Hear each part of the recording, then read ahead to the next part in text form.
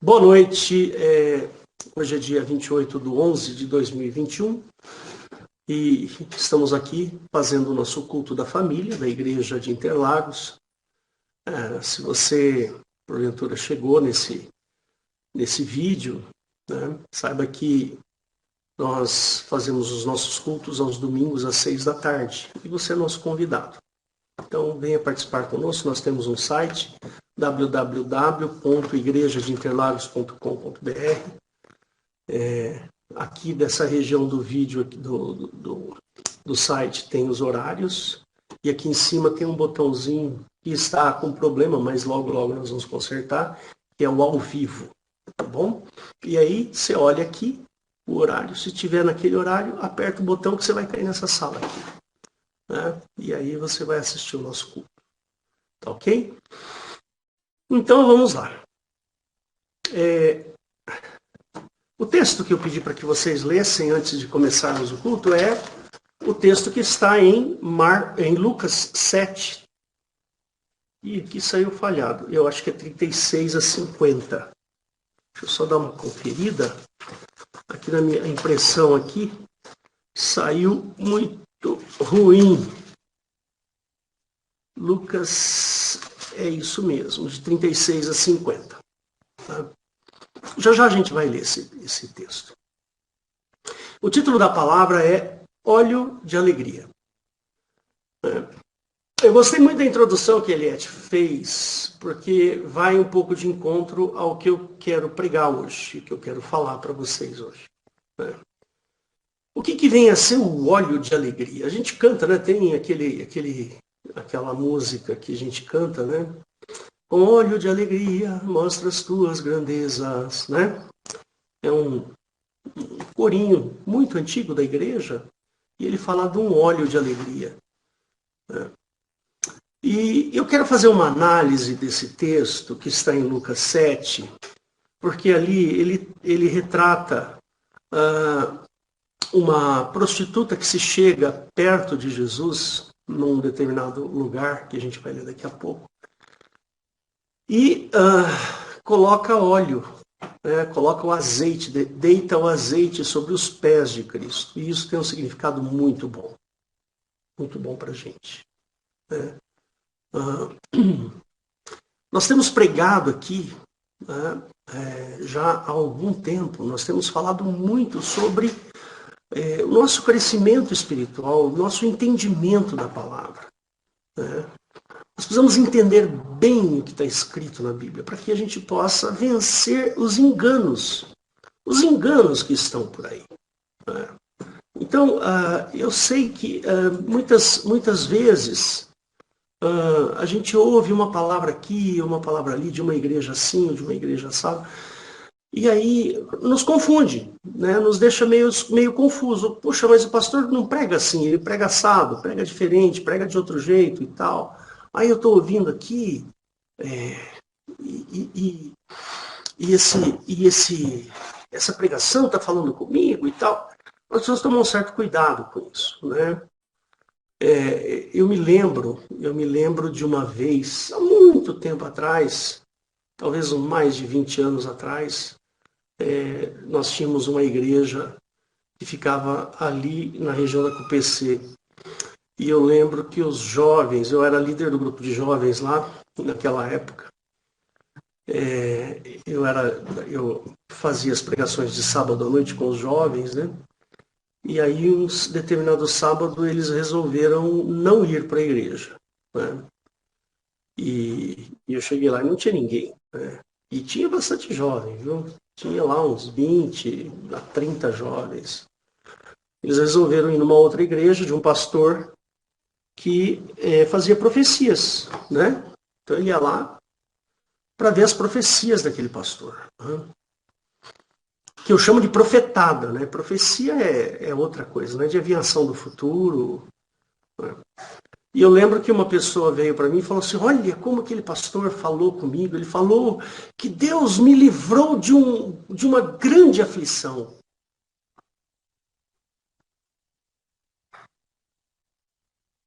Que coisa, né? A mim também. Deus me livrou de uma grande aflição, de ir para o inferno e ficar aflito o resto da eternidade. Né? Então, esse tipo de profetada é um problema. Né? É um problema. As pessoas vão lá para ouvir. Lembre-se que profecia ela nunca é pessoal, ela é sempre para a igreja, para a edificação da igreja, exortação da igreja. Uma vez fizeram uma profecia para mim. Eu já contei isso aqui na igreja várias vezes. Né?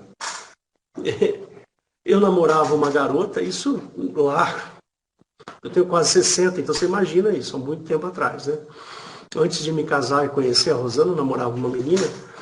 E aí eu fui num culto de segunda-feira, que era culto de oração. Eu gostava muito do culto de oração na segunda-feira, e eu ia. E eu fui com essa minha namorada lá. E chegando lá, uma irmã cheia do Espírito Santo falando línguas, veio nos abençoar e falou assim: olha, eu estou vendo que Deus vai casar vocês dois. Você lembra dessa história, né, Rosana? Deus vai casar, vocês já estão casados pelos olhos de Deus. E eu, naquela época, não tinha muita intenção. Não tinha muita intenção de casar com aquela menina, não. A gente namora, o namoro é feito para acabar, né? Eu sempre falo isso na igreja. Ou acaba o relacionamento, ou se torna um casamento, né? O namoro nunca foi feito para durar para sempre, né? O namoro foi feito para acabar. Então você começa o namoro e acaba. Uma hora acaba. Ou acaba no casamento, ou acaba. E eu não tinha, assim, muita certeza. Eu estava conhecendo a menina. Eu falei, puxa vida, eu não sei se eu quero casar com essa garota, sabe? E agora, Deus, como é que fica? Eu tenho dúvida, não tenho certeza. Como é que... Aí você pega um jovem, um cara de, sei lá, talvez uns 18 anos, 19 anos que eu tinha. Naquela época eu era mais apresentável do que eu sou hoje, né? Nem usava bigode ainda, né? E namorando uma menina baixinha, pequenininha, bonitinha, tal. Então é natural que as pessoas gostem de ver casais bonitos. Quem não gosta de ver um casal bonito, né? E eu não casei com a garota. E agora, como é que fica? Com aquela não. Casei com a minha esposa Rosana, né? Nós estamos juntos 30 e quantos? 33 vai fazer, né? 33 anos que nós casamos. Será que eu desobedeci a Deus naquele momento? Ou será que aquilo não foi uma profecia? Foi um ímpeto de emoção da moça nos ver e achar um casal bonitinho? Será que foi isso? Pois é. O que isso denota? Isso denota imaturidade da igreja. Né? Muita imaturidade. Mas vamos ao texto que eu quero ler para vocês. Abra lá a sua Bíblia. Eliette, dá para você passar o texto ou você quer que eu passe? Aqui. Dá para passar, Hélio, só um minutinho. Então, por favor, Eliette. Eu dou preferência para Almeida Fiel, tá? Para ficar com o texto bem parecido.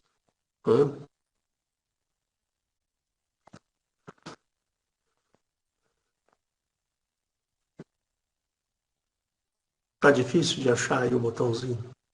Ah, muito bem. Tá maravilha. É isso aí.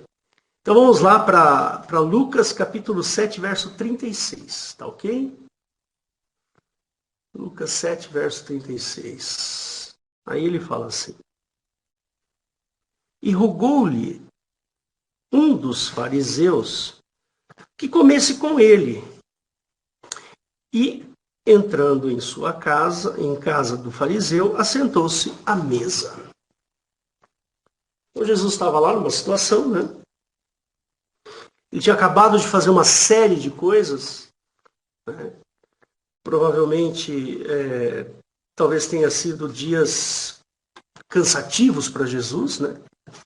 Então, o fariseu foi lá e convidou Jesus, vamos almoçar na minha casa, vamos comer na minha casa, né? E aí, eis que uma mulher da cidade uma pecadora, sabendo que ele estava à mesa em casa do fariseu, levou-o um vaso de alabastro com unguento. E entrando por detrás, aos seus pés, chorando, começou a regar-lhe os pés com lágrimas e enxugava-lhes com os cabelos da sua cabeça e beijava-lhes os pés e ungia-lhes com unguento. Imagina essa situação, queridos. Imagina um sujeito, Jesus, provavelmente tinha andado, os pés deviam estar sujos, empoeirados, né? E uma mulher pecadora, uma prostituta, vai ao encontro de Jesus e começa a chorar nos pés de Jesus e a beijar-lhe os pés. Então, isso tudo parecia muito estranho, né?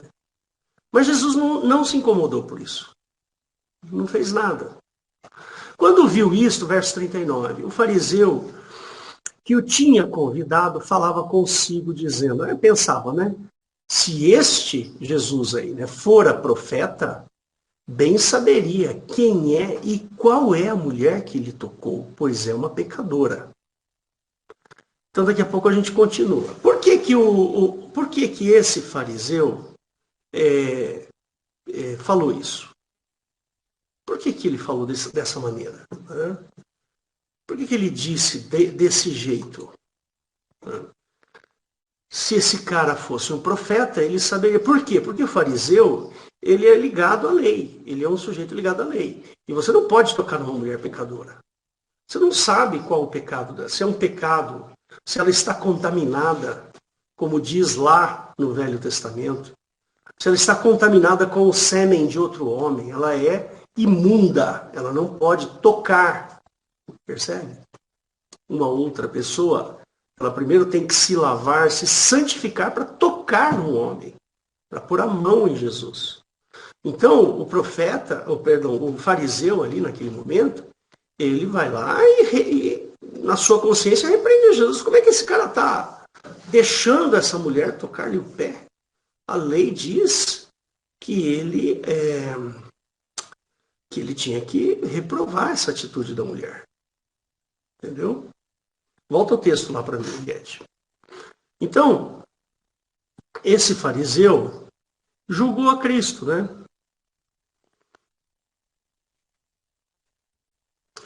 Concorda? Ele julgou Jesus. Então ele foi lá e falou assim, se ele fosse um profeta, ele saberia que não poderia ser tocado por essa mulher. Aí, respondendo, disse-lhe... peraí. E respondendo, Jesus disse-lhe, Simão, uma coisa tenho a te dizer. E ele disse, dize-a, mestre. Um certo credor tinha 2 devedores. Um devia-lhe 500 dinheiros. Na verdade, o correto aqui é denários, né? Um denário equivale a um dia de trabalho. E o outro 50.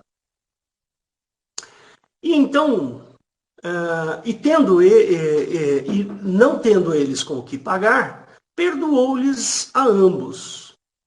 Aí Jesus pergunta, dize, pois, qual deles o amará mais? Qual destes 2 devedores amará mais o credor? Aí o Simão respondendo disse, tenho para mim que é aquele a quem mais perdoou. E ele lhe disse, julgaste bem, Simão, né? E voltando-se para a mulher, disse a Simão, vês tu esta mulher? Entrei em tua casa e não me deste água para os pés, mas esta regou-me os pés com lágrimas e nos enxugou com os seus cabelos. Não me deste ósculo. Você sabe o que é ósculo? Ósculo é beijo. Né? Ósculo é beijo. Não me deste ósculo mas esta, desde que entrou, não tem cessado de me beijar os pés. Não me ungiste a cabeça com óleo, mas esta ungiu-me os pés com unguento. Por isso te digo que os seus muitos pecados lhe são perdoados, porque muito amou. Mas aquele a quem pouco é perdoado, pouco ama. E disse-lhe a ela, os teus pecados te são perdoados. E os que estavam à mesa começaram a dizer entre si, quem é este que até perdoa pecados? E disse a mulher, a tua fé te salvou, vai-te em paz. Olha que situação interessante, não é? Muito legal essa passagem. Então tá lá, uma mulher pecadora. Por que ela devia mais? Ela tinha mais pecados. Porque ela não observava a lei. E o fariseu? O fariseu observava a lei, tinha menos pecados. Lembre-se, tá? Que pecado aqui, pecado é transgressão da lei mosaica. Eu gosto de afirmar isso, porque senão a gente vai achar que qualquer coisa é pecado. E não é. Tá? Então, Jesus foi lá e falou assim, olha, os teus pecados estão perdoados. Vai, pode ir embora, vai em paz. Não se preocupa mais com isso. O que você fez, a sua fé, creu em mim, isso aí é o suficiente. Então, basta crer em Cristo, né? Isso é uma das lições que a gente aprende aqui. Mas, tem mais algumas coisinhas aqui que a gente precisa observar. Né?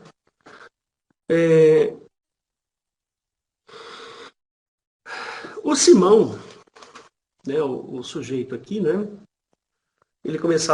As pessoas começaram a perguntar, né? Mas quem é esse sujeito que até perdoa pecados? Quem é ele? Que autoridade ele tem para perdoar pecados? E isso foi fermentando lá no coração dos fariseus. Isso fermentou muito, né?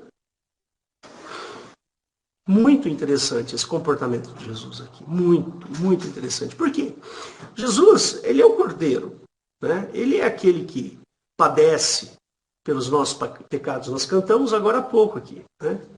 Ele levou sobre si as nossas dores, né? Os nossos pecados. Né? Então presta atenção em algumas afirmações que eu vou fazer para você. Há algo interessante sobre o comportamento de Jesus neste texto, que nos dá uma visão mais apurada daquilo que viria logo a seguir, que seria a sua crucificação. Né? Então ali, ele tem poder para perdoar pecados porque ele será crucificado.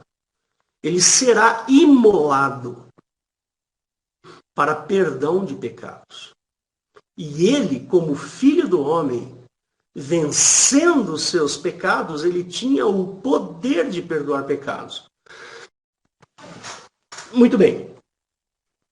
A todo tempo, Jesus não se furta de olhar para o coração daqueles que o procuram.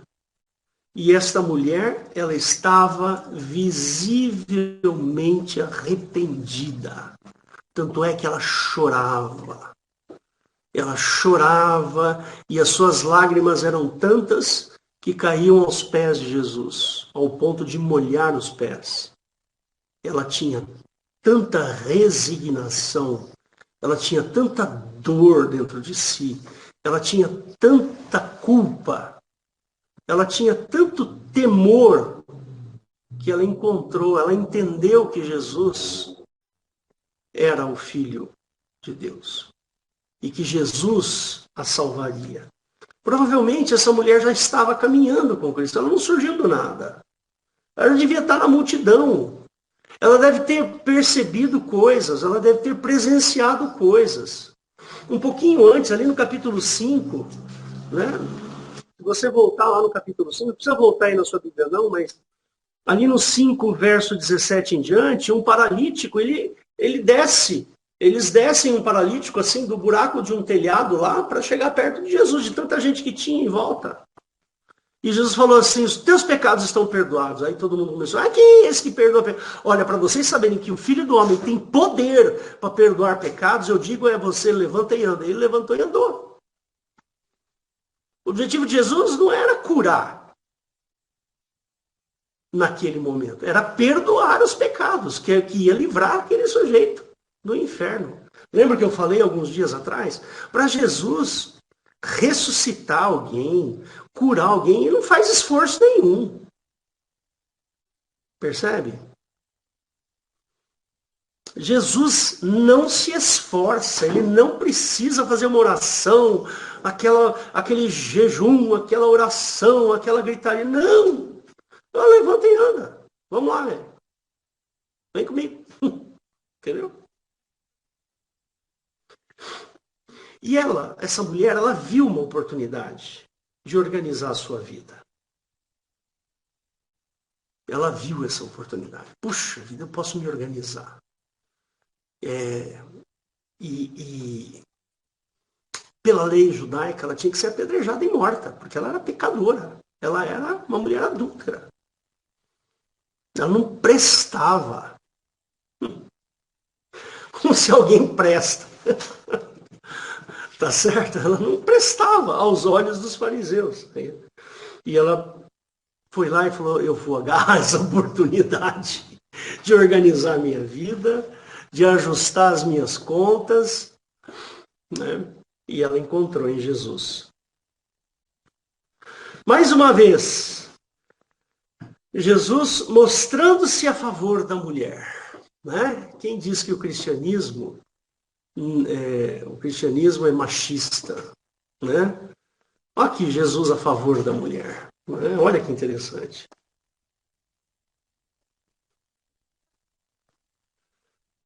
A arrogância do fariseu é uma coisa espantosa. A arrogância, a falta de amor, a falta de... A palavra em moda, né? Qual é? Empatia. Essa falta de amor do fariseu, do religioso, o sujeito que pensou consigo, mas o que essa mulher, essa baranga, tá fazendo aí, beijando os pés de Jesus? O que essa prostituta tá fazendo aí? Que coisa horrível. E outra, esse Jesus devia saber que ela é uma prostituta? Não devia deixar ele tocar o pé, os seus pés? Eu saberia que ela é uma mulher aí pecadora? Ou seja, a arrogância do fariseu em achar que Jesus deveria repudiar o toque daquela pecadora. Olha que coisa incrível. Olha como a lei era perversa. Olha como a lei transtornava o coração das pessoas. É muito, muito interessante isso, né? Aquele fariseu tinha certeza. Aquele fariseu com certeza sabia que Jesus tinha curado o paralítico, que estava lá em Lucas 5. Ele tinha certeza, ele tinha visto, com certeza. Com certeza as pessoas já tinham visto aquele paralítico. Meu, se você vê um paralítico saindo de uma igreja, andando, você vai falar, meu, o que aconteceu? Quem é que não vai ficar espantado com aquilo? Quem é que não vai ficar curioso em saber? Você imagina numa comunidade pequena, um lugar pequeno como era aquele, devia ter o que ali? Mil pessoas, 2.000, 5.000 pessoas. Imagina, aquele fato correu. Mas o fariseu não estava interessado no perdão de pecados. Ele estava interessado em cumprimento da lei. Era isso que ele queria. E a aplicação da lei, né, não era o objetivo deste Messias. Jesus ele não veio para aplicar a lei. Se ele tivesse vindo para aplicar a lei, ele teria condenado aquela mulher. Percebe? Se ele tivesse que aplicar a lei, ele jamais poderia curar um leproso ou curar um cego. Percebe? Jesus era tão inteligente, mas tão inteligente que, apesar de fazer todas essas coisas, ele não descumpriu a lei. Não é?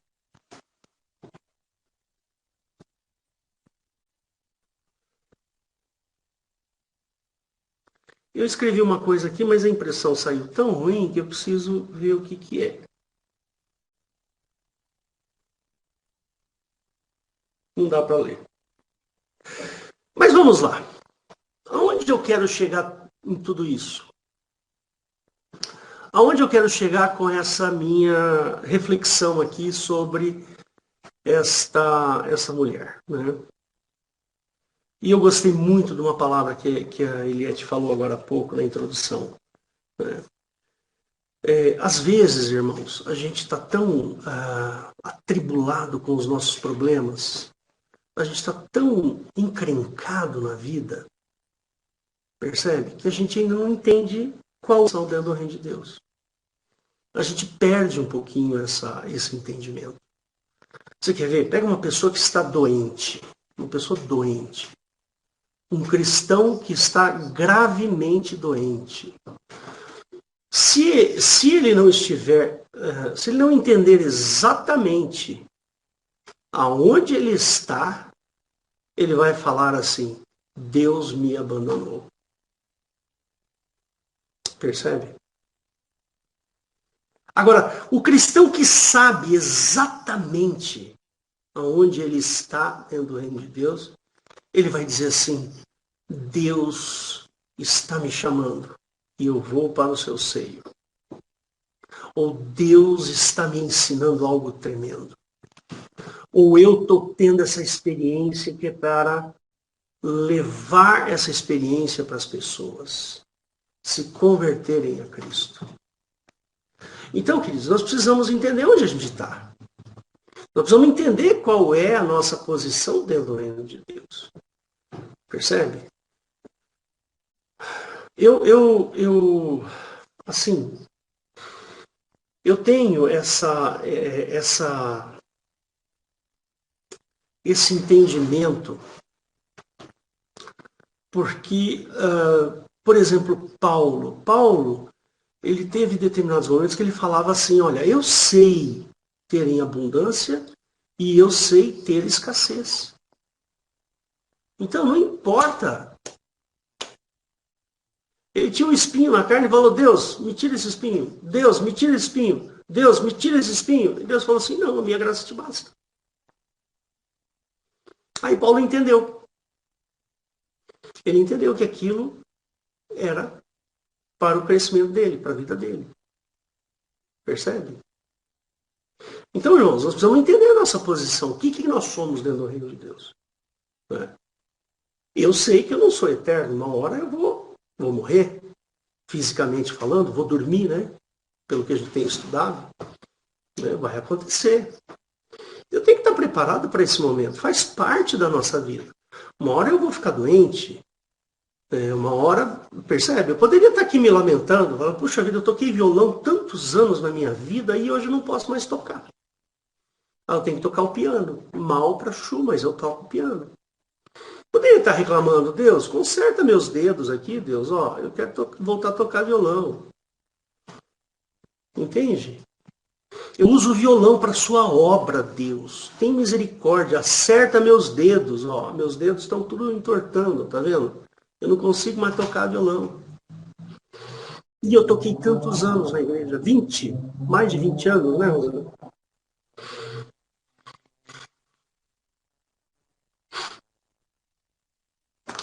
O mundo, ele quer a sua desgraça. O mundo quer o seu dinheiro, quer o seu sangue. O mundo quer os seus olhos. Se nós não entendermos a nossa posição dentro do reino de Deus, nós vamos nos sentir desamparados, porque o mundo é mau, é malvadinho, é ruinzinho. Entendeu? Então eu vou mudar um pouquinho a tônica agora da pregação e vou fazer uma análise do que está aí fora. E do que a gente deve fazer. Presta atenção. Nós estamos inseridos num mundo onde o caos foi criado. Por exemplo, o caso dessa pandemia aí. Né? Nós estamos vivendo um caos. Né? Essa pandemia que nós vivemos, fechou-se muita coisa, perdeu-se muito emprego, pessoas morreram. Né? Foi criado um caos. Ou certo ou errado, não estou analisando aqui se é certo ou errado, mas nós estamos vivendo um caos. Né? Uma loucura. Antigamente a gente apertava a mão das pessoas. Você ia lá e apertava. Hoje tem que ser um toquinho. Oi? Por quê? Será que ele está contaminado? Será que ele vai passar o coronavírus para mim? O Covid para mim? Percebe? Eu trabalho numa escola, eu sou coordenador lá da escola que eu trabalho. Toda vez que vem alguém para conversar comigo, principalmente aluno, pai de aluno, eu tenho que uso máscara, face shield, esborrifa álcool para tudo quanto é lugar, que não sei o quê. Percebe? Não estou analisando se isso é certo ou errado. Eu tenho que fazer isso, porque faz parte do momento que nós estamos vivendo. Mas olha que encrenca que nós estamos, que caos que nós estamos vivendo. Que mundo complicado. Não é? É difícil isso. Às vezes você não pode ir num determinado lugar porque você tem que apresentar uma carteirinha de vacinação. E se você não foi vacinado, você vai poder entrar lá? Não. Fiquei sabendo agora que lá no estado da Bahia, né, no estado da Bahia, a pessoa que não for vacinada não pode usar o SUS. O que é isso? A pessoa está doente e não pode usar o SUS. Pelo menos é o que eu ouvi dizer, não tenho certeza se isso é verdade, tá? Bom, nós estamos vivendo o caos. Quanto mais complicado estão as coisas, mais nós pagamos por soluções. Então, você tem mais roubo na rua, então você paga o seguro do seu carro. Né? E você tem medo de entrar, você paga o seguro da sua casa. Né? É assim que funciona. Há um sentimento permanente de individualidade. O mundo é individual. Cada um cuida do seu. Cada um vai atrás do seu dinheiro. Percebe? O mundo nos aborrece o tempo inteiro. O tempo inteiro. Olha o Wilson tentando se aposentar. Não consegue. Não consegue se aposentar. O cara já tem idade para isso, já tem tempo de trabalho para ele, não está conseguindo se aposentar. Eu tenho certeza que o Wilson deve estar chateado, está aborrecido. Percebe? E assim vai, irmãos. O mundo só nos aborrece.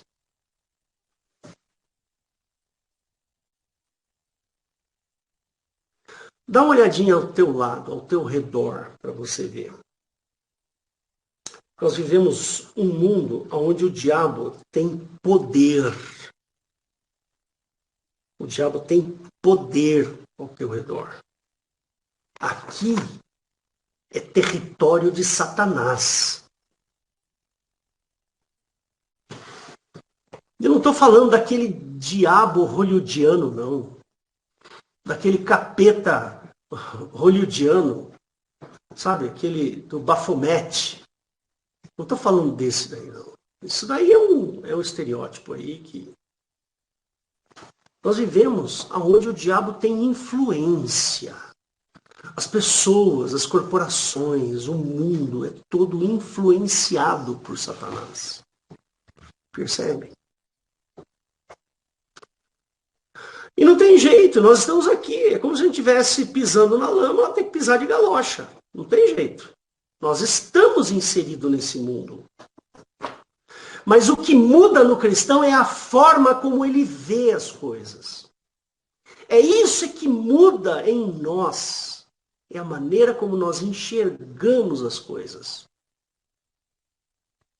Por isso que eu falei tanto sobre essa questão de saber aonde nós estamos. E é justamente neste detalhe que aquela mulher foi lá e regou os pés de Jesus com lágrimas. Depois pôs um unguento lá, o azeite, o óleo. Percebe? E ela saiu de lá com certeza aliviada. Porque ela entendeu que ela estava num mundo perverso. Ela fazia parte deste mundo. Ela estava inserida naquele contexto mundano e desgraçado.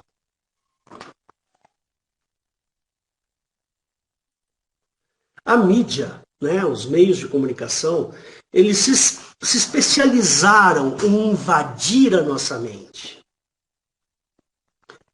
Eles são especialistas em invadir as nossas mentes e colocar dentro da nossa mente aquilo que eles querem. Qual é a bola da vez?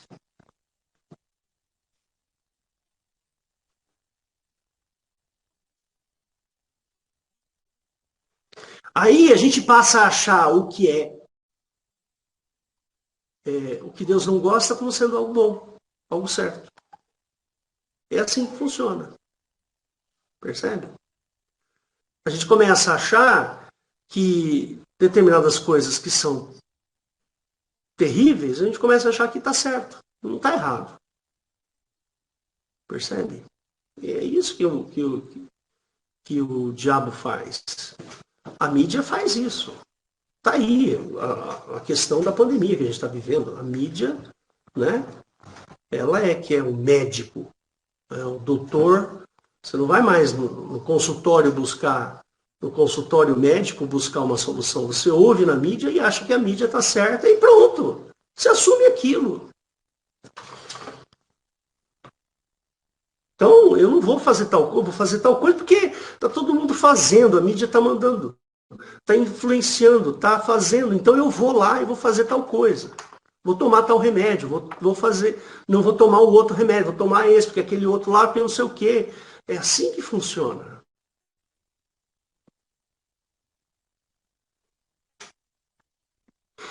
Aí eu tenho uma proposta para você. Eu tenho uma proposta. Que você comece a enxergar o mundo de outra maneira. Essa é a proposta. Começar a olhar para o mundo de uma outra... Primeiro, para de ver a mídia. Né? Eu sugiro isso, eu aconselho isso. Para de assistir essas porcarias que tem por aí. Faça uma boa reflexão na sua vida e vai ver se você não está sendo influenciado, né, em achar o que é ruim e achar que é bom. Tem cristão achando que aborto é correto, gente. Pelo amor de Deus. Tem gente achando que tá certo, que a mulher tem que escolher. Se ela quiser abortar, ela tem que abortar. Eu estou vendo isso acontecer. Meu Deus do céu, olha que ponto que a mídia é capaz de nos transtornar. Aqui mesmo, quando a gente tinha o culto aqui, tinha uma moça que falou assim, eu durmo com meu namorado e eu acho que Jesus evoluiu. Ele não vai me repreender porque eu durmo com meu namorado? Olha que ponto que nós chegamos. Aquilo que é perverso, que é ruim para as coisas, para Deus, nós estamos achando bom, bonitinho. Ai, que bonitinho, né? Maravilha, que coisinha bonitinha. Olha que perversidade, irmãos. Isso é o diabo fazendo a obra dele, que é o que ele tem que fazer mesmo. Agora, cabe a nós comparar aquilo que nós pensamos com aquilo que está na palavra. O seu raciocínio, a maneira como você pensa, você está pensando como na palavra. E eu já vou chegar lá. Você precisa mudar o seu jeito de pensar, a tal da metanoia. Lembra que eu falei? Metanoia é uma palavra em grego, para quem não sabe, né? Que significa mudança de rumo, né? Então Jesus, quando ele fala do arrependimento, ele usa esse termo, metanoia, que é grego, né? Eles falavam grego. E a palavra arrependimento não é. A palavra metanoia não é só arrependimento, é mais forte do que a palavra arrependimento. Nós conhecemos a palavra arrependimento no sentido de remorso. Putz, fiz aquela porcaria, não devia ter feito. Isso é remorso. Ai meu Deus, fiz aquela besteira, não devia ter feito. Isso é remorso. Arrependimento é outra coisa. Arrependimento é você olhar a sua capacidade de fazer o mal e rejeitá-la. Olha para a sua capacidade em fazer o mal. Não estou falando de fazer mal para as pessoas, é fazer coisas erradas. Olha para a sua capacidade e fala, não vou fazer. Que eu não quero desagradar a Deus. Isso é metanoia. Nós precisamos mudar de pensamento. Porque a Bíblia diz que quem é amigo deste mundo se constitui inimigo de Deus. Está lá em Tiago 4,4. Não precisa abrir, não. A mudança de pensamento, ela deve gerar alterações no nosso comportamento. Eu preciso mudar o meu raciocínio para mudar o meu comportamento. Não mudar o comportamento esperando mudar o raciocínio. Está errado isso. Lembra a história do cabelo que eu contei para vocês? Tinha um rapaz na igreja que ele tinha um cabelão. Ele se converteu lá, na frente da igreja, se converteu lá, nós trouxemos ele, uma bênção. O rapaz se converteu, aceitou Jesus, tinha um cabelão aqui assim, até a cintura. Aí aquele rapaz começou a frequentar a igreja, começou a namorar uma moça da igreja e não sei o que, e todo mundo ficava, esse cara vai cortar cabelo, porque esse cabelo, coisa feia, tá dando mau testemunho, que não sei o quê. E ele ouviu aquilo e foi falar comigo, Hélio, eu vou cortar meu cabelo. Porque estão falando muito do meu cabelo, que não sei o quê, que não sei o quê. Eu falei assim, não, senhor, você não vai cortar cabelo nenhum. Primeiro você vai cortar o cabelo da sua mente. Aí depois você corta o cabelo da sua cabeça. Enquanto não tiver no seu coração que você deve cortar, não permito que você corte o cabelo. Porque é assim que tem que funcionar. Nós precisamos mudar o nosso raciocínio para então mudar o nosso comportamento.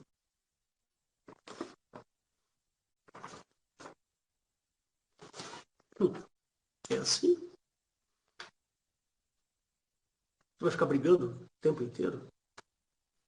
Vai ficar com raiva de Jesus porque você não pode fazer tal coisa, tal coisa, tal coisa. Ai, agora tem que parar de fazer isso porque Jesus pede para eu falar. Aí você acaba ficando com raiva de Jesus, é isso? Olha que desgraça. Olha que coisa horrível. Não, de jeito nenhum.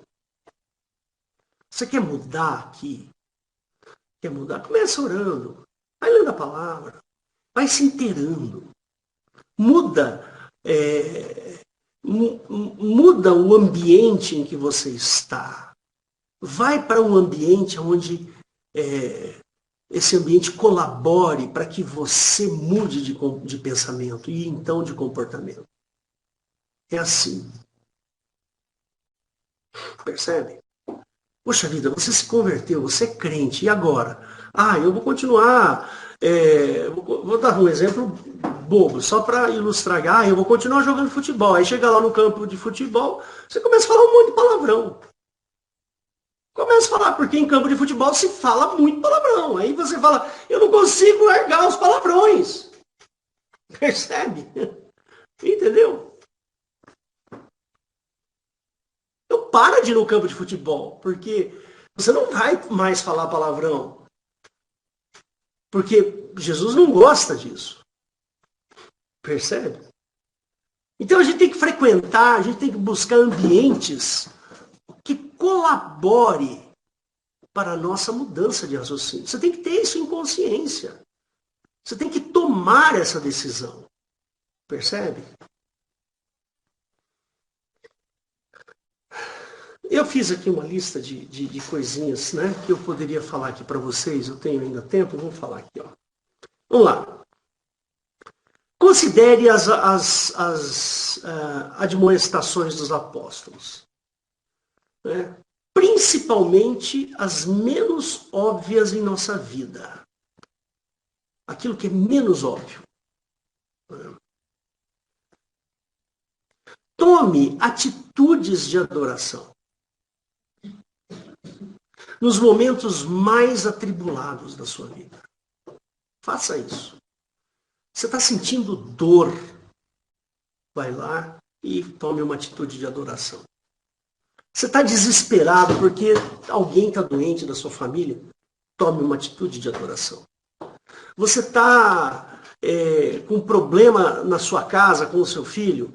Vai lá, joelho no chão, adore a Deus. Tome atitudes de adoração. Faça isso. Esse tipo de atitude muda o nosso coração. Esse tipo de atitude faz com que o Espírito Santo tenha mais liberdade dentro de você. Eu estou falando isso porque a gente acha, não, tem que adorar mesmo em dificuldade. Eu não tenho vontade de adorar a Deus quando eu estou com dificuldade. Não tenho. Quem tem vontade de adorar a Deus quando está passando um momento difícil? Ninguém quer isso. Mas nós temos que vencer.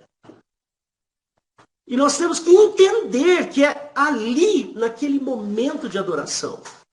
Dá uma olhada em Paulo e Silas.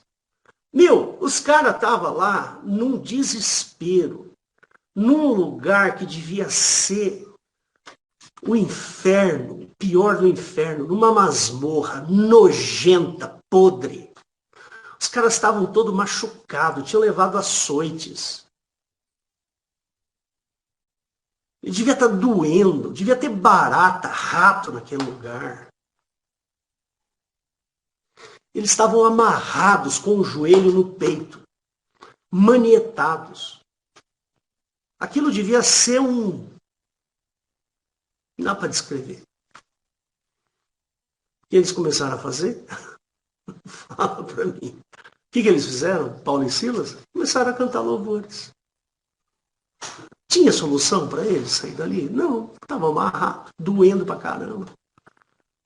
Podia ter falado, Deus me abandonou, agora eu estou aqui nessa masmorra desgraçada, toda nojenta, Não! Qual foi o pensamento de Paulo e Silas? Não dá para fazer mais nada, então vamos louvar a Deus. Está doendo pra caramba esse negócio, vamos louvar a Deus. Vamos buscar a Deus. Meu Deus do céu, o que aconteceu naquele momento foi tremendo. Teve um terremoto. Olha só que a atitude de Paulo e Silas causou um terremoto. Não foi isso? Onde está isso, hein, gente? Acho que é Atos. Se alguém souber aí, me ajuda a achar o texto. Só para a gente ler esse comecinho.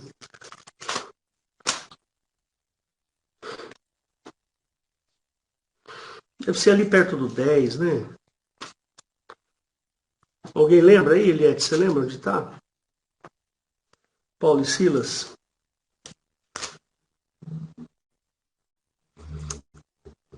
Você achou? Atos, vamos lá, 16, beleza. Maravilha. Olha lá, ó. O verso 25, né? E perto da meia-noite, Paulo e Silas oravam e cantavam hinos a Deus. E os outros presos escutavam. Volta só um minutinho, volta só um pouquinho. Volta. Aí tá bom. Olha lá o verso 24. O qual, tendo recebido tal ordem, quer dizer, o segurança lá, né? Os lançou no cárcere interior e lhes segurou os pés no tronco. Meu Deus do céu, que situação. E perto da meia-noite, pode subir, Paulo e Silas oravam e cantavam hinos a Deus. E os outros presos escutavam. E de repente sobreveio um tão grande terremoto Meu Deus do céu, olha o que Paulo e Silas causaram. Eles causaram um terremoto. Quem disse que o homem não pode fazer terremoto? Paulo e Silas fizeram. Os alicerces do cárcere se moveram. E logo se abriram todas as portas e foram soltas as prisões de todos. Meu Deus do céu. Que situação! Pode voltar, Eliette. Que situação! Muito interessante, né? Tudo isso porque eles começaram a louvar a Deus. Lá no meio da tribulação, da desgraça. Percebe? Então, irmãos, eu acho que Paulo, para fazer isso, quando ele chegou nesse ponto, ele já tinha passado por muitas experiências, por muitos momentos difíceis, por muitas situações onde ele apanhou, ele buscou a Deus, onde ele sofreu dores, buscou a Deus, onde ele teve dificuldades, buscou a Deus em oração, em louvor. Então, essa é uma dica. Vou dar uma segunda dica para você. Nós vamos desenvolver uma cultura de escuta. Nós precisamos melhorar aqui, ó, o nosso ouvido. Abre 1 Pedro 2,5, Eliette, por favor. 1 Pedro 2,5.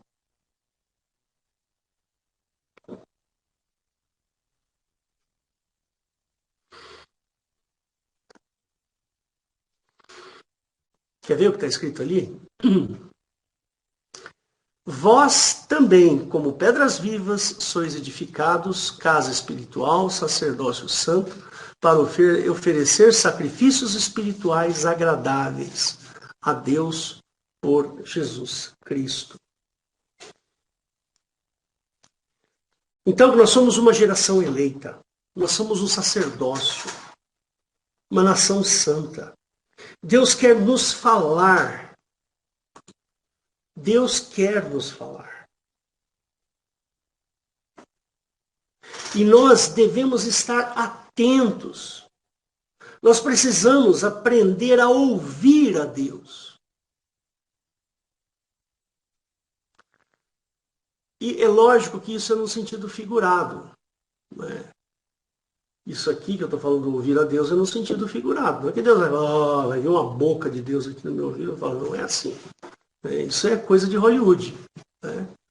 Ele está falando aqui de ouvir a Deus no sentido de estar atento, olhar para aquela situação e falar, não, essa situação é uma situação espiritual. Nós temos que orar aqui.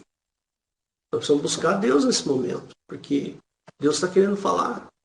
Deus está querendo me ensinar. Será que eu estou preparado para aprender? Será que eu estou preparado para ouvir? Então nós temos que desenvolver essa cultura. Buscar a Deus.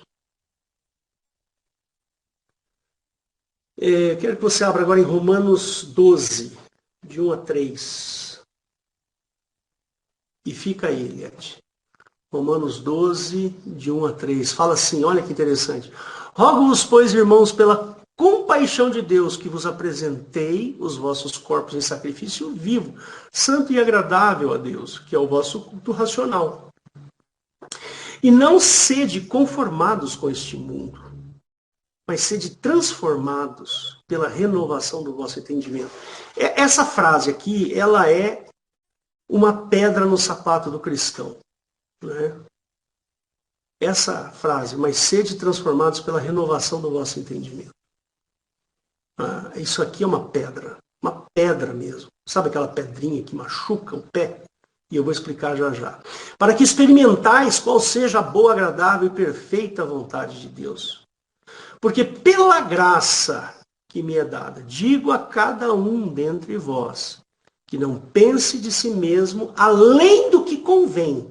Antes, pense com moderação, conforme a medida da fé, que Deus repartiu a cada um. Então, olha só, vou dizer por que esse sede transformados pela renovação do vosso entendimento. Porque, às vezes, a gente gosta tanto de um raciocínio que a gente tem, a gente gosta tanto de vamos pensar, de um princípio, a gente gosta tanto de uma ideia, que a gente não quer largar aquilo. E a palavra é clara. Está pedindo aqui para você se transformar e renovar o seu entendimento. Você tem que olhar para uma ideia que você tem, um princípio, um conhecimento que você tem. Olhar para aquilo e abominar aquilo. Falar, não é isso, está errado isso aqui. Isso não está de acordo com a palavra de Deus, isso não está de acordo com o Evangelho. Então eu vou renovar o meu entendimento. Eu vou pegar o entendimento que eu tenho da palavra e vou fazer com que aquilo transforme. Que aquilo me transforme. Vai para Efésios 4, 23, por favor, Eliette. Efésios 4, 23. Aí ele fala assim, olha que interessante. Por isso, e vos renoveis no espírito da vossa mente. Precisamos aqui, ó, na nossa cabeça, nós precisamos renovar isso aqui. Ó. O que você pensa, você gosta muito? O que você entende do mundo, você gosta muito? Então, está aí a palavra. Agora vai para Colossenses 3,10, por favor. Olha Colossenses 3,10. E vos vestiste do novo, que se renova para o conhecimento, segundo a imagem daquele que o criou. Não interessa se o que você pensa, você gosta ou não, mas você vai se vestir de Cristo, do novo.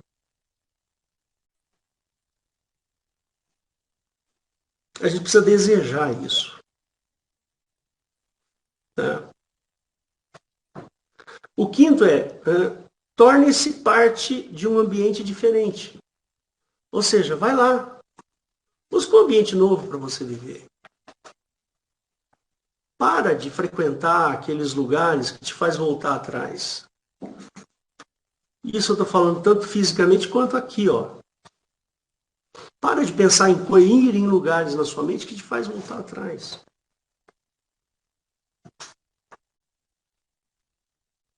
Nós precisamos transformar essas coisas na nossa vida e colocá-las em prática o tempo inteiro. Nós vamos o tempo inteiro pensar, será que eu estou certo? Será que eu fiz correto? Será que eu...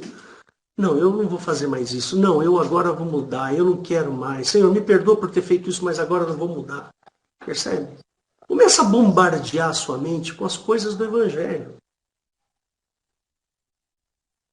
Aí, sabe o que vai acontecer? Vai acontecer o que aconteceu com aquela mulher. Ou você acha que aquela mulher surgiu do nada? Você acha que ela não ouviu a pregação de Cristo? Você acha que ela não ouviu a pregação do Sermão da Montanha? Que ela não não viu Jesus ressuscitar pessoas? Você acha que ela surgiu do nada? Eu estava passando na rua, viu Jesus, vou chorar nos pés de Jesus, é assim? Não temos esse registro na Bíblia, não sabemos quem é essa mulher. Mas o que nós sabemos é que ela foi lá arrependida e ela viu a oportunidade de mudar de vida. Ela estava empenhada no seu coração. Percebe? Irmãos, nós precisamos sair do nosso lugar comum. Percebe? Nós precisamos ir para um lugar onde está o Espírito Santo. E aí sim, nós teremos o óleo da alegria. Porque a Bíblia fala, né, que o reino de Deus não é comida e nem bebida. Mas é o quê? Alegria e paz no Espírito Santo. É assim.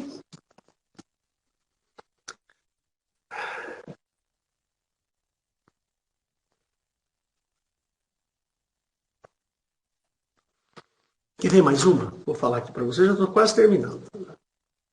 Sabe aquele verso que fala do sermão, venha a nós o vosso reino, né? Fala assim, ó, venha o teu reino, seja feita na terra como no céu. É uma realidade. Isso tem que ser uma realidade. Isso tem que deixar de ser poesia para você. Isso não é uma reza. Isso tem que sair do âmbito da admiração. Ai, como é lindo o Pai Nosso. Tem que sair disso. Saia dessa posição de admirador e vá para a frente de batalha.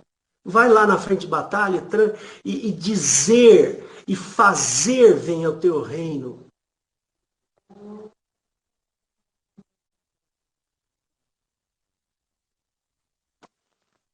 Abre para mim, Eliette, em Gálatas 5:6.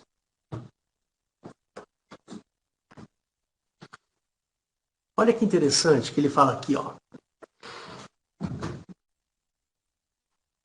Ele fala assim, porque em Jesus nem a circuncisão, nem a incircuncisão tem valor algum. Ou seja, não importa se você é cristão, se você é religioso, se você não é, se você frequenta alguma ordem, se você não frequenta, se você é isso, se você é aquilo. Mas o que importa para Jesus? O que é que tem valor para Jesus? A fé que opera pelo amor. É isso que tem valor para Cristo. Não adianta você dar dízimo, não adianta você dar a oferta, não adianta você frequentar 3 vezes por dia a igreja, isso tudo não adianta nada. Mas o que é que tem valor para Jesus? A fé que opera o amor. Essa é a questão.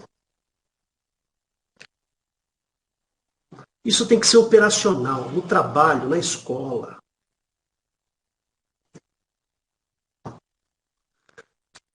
Isso tem que transpirar pelos seus poros. Percebe?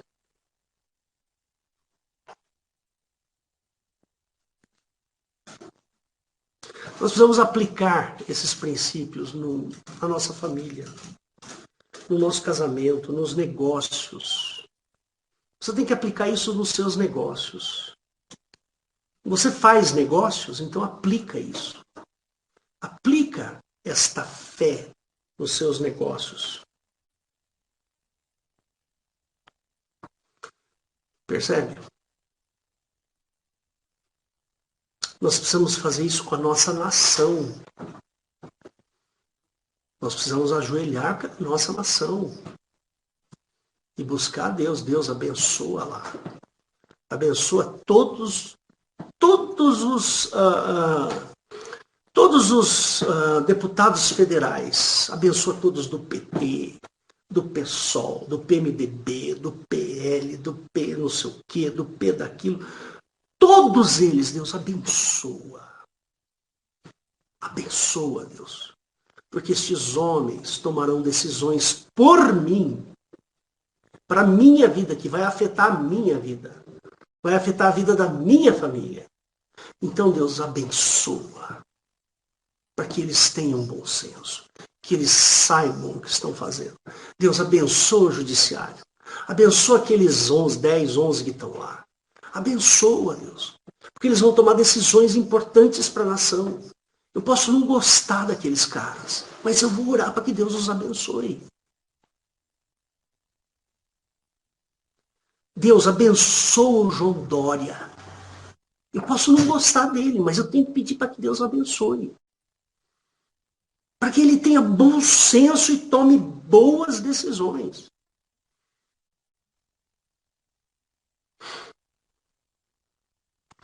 E eu não gosto do João Dória, tá? Mas eu oro por ele. Eu tenho que orar. A Bíblia fala. Eu não posso gerar no meu coração um ódio. Isso não vem de Deus. O ódio não vem de Deus. E se o Dória se converter? E se o cara lá do partido que você não gosta se converter? Um dia você vai se encontrar com ele no céu. E daí? O que você vai falar? Vai falar, eu te odeio. Lá no céu você vai fazer isso? Não! Percebe? Irmão, saiba onde você está dentro do reino de Deus. Você não está no reino do Hélio, na igreja do Hélio. Percebe? Você não está na igreja tal, você está no reino de Deus. Saiba qual é a sua posição. Aí você vai agir como aquela mulher agiu. Vai mudar de raciocínio, vai mudar de coração, vai mudar de posição. E aí o Espírito Santo vai ter liberdade para até, se necessário, causar um terremoto para você. Percebe? Irmãos, você sabe quem é o nosso óleo da alegria? É o Espírito Santo.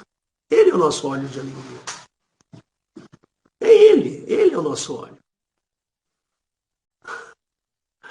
E nós vamos aqui ficar discutindo, né? E aqui nós vamos ficar mandando o irmão para o inferno. Nós vamos ficar mandando o João Dória para o inferno. Nós vamos ficar mandando o Bolsonaro para o inferno. Nós vamos ficar mandando fulano, Lula para o inferno. Nós vamos ficar mandando... Não, irmão, nós não vamos fazer isso. Nós não. Essa igreja aqui não vai. Esta igreja vai orar para o Lula, vai orar para Dilma, vai orar para o Bolsonaro, vai orar para quem quer que seja que esteja no poder. Porque se eu fizer isso, se eu vencer estes ódios que foram implantados pela mídia, o dia que eu fizer isso, o Espírito Santo vai ter liberdade no meu coração. Eu não posso ter ódio do meu vizinho. Meu vizinho aqui, ele toca funk. Funk pesado, só palavrão. A Rosana, Hélio, vamos orar para esse vizinho aí se converter. Não tenho ódio. Eu tenho, assim, eu fico chateado. Eu confesso, eu fico chateado. Porque às vezes eu quero descansar, tá tocando. As músicas tão alto. Mas o correto é, vamos orar para que Deus tenha misericórdia deles. Percebe? É isso que a gente tem que pensar. Então, meu irmão, fica assim. Seja abençoado nesta noite. Reflita sobre a posição daquela mulher que entendeu quem ela era. Ela entendeu. Ela entendeu exatamente o que ela tinha que pedir para Jesus. E foi o que ela fez. O fariseu não entendeu. Infelizmente não entendeu quem era ele e quem era aquele sujeito que estava ali na frente dele. Né? Amém? Então, Deus abençoe e que você possa refletir sobre isso que a gente conversou. Eu vou refletir, porque eu também preguei para mim. Eu também tenho. Pensa que eu não tenho? Tenho. Eu também comento aqui os meus ódios e as minhas... sabe? Por quê? Porque eu sou homem, eu preciso aprender e Jesus fala com a gente. O Senhor Jesus fala conosco. Amém? Deus te abençoe. Eliette, assume que eu vou fechar aqui a gravação.